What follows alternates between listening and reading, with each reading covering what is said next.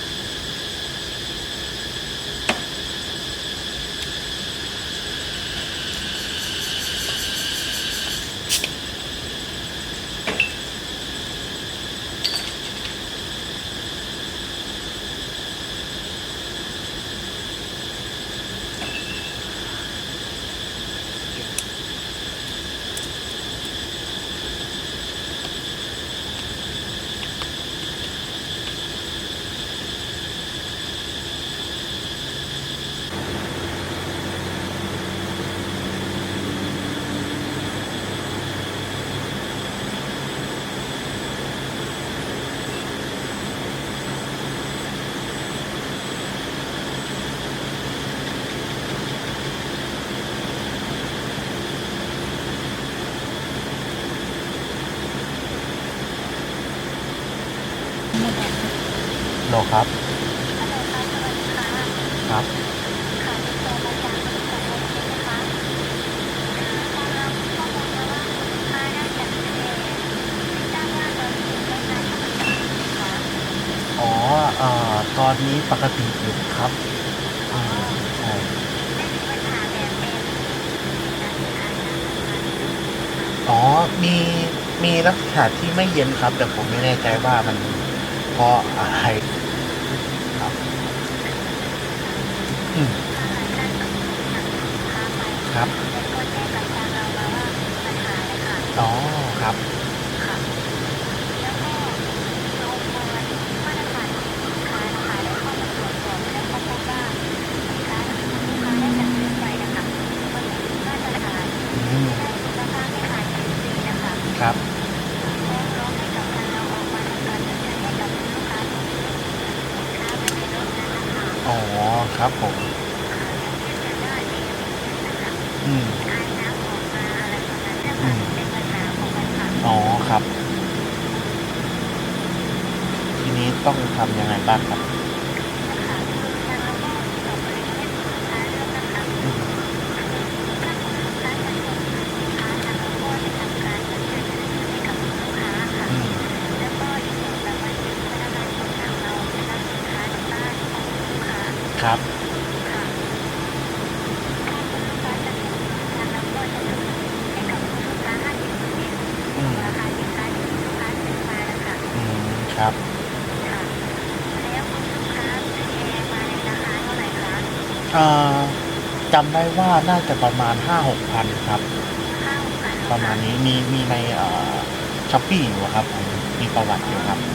5,490 บาทใช่ไหมคะประมาณนั้นครับแต่ว่าจำราคานี้ไม่ได้เดี๋ยวต้องไปดูอีกทีว่าเท่าไหร่งั้นหนูสั่งค่ะโอเคได้เลยครับได้เลย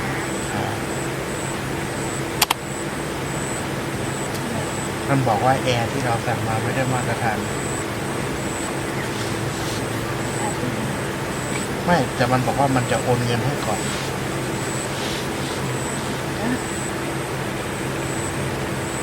คำแล้วมัน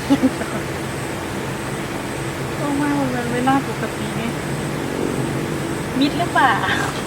ไม่แต่มันจะโอนเงินให้ก่อนแล้วเราก็ซื้อสินค้าไปไงนี่กล้องก็อัดได้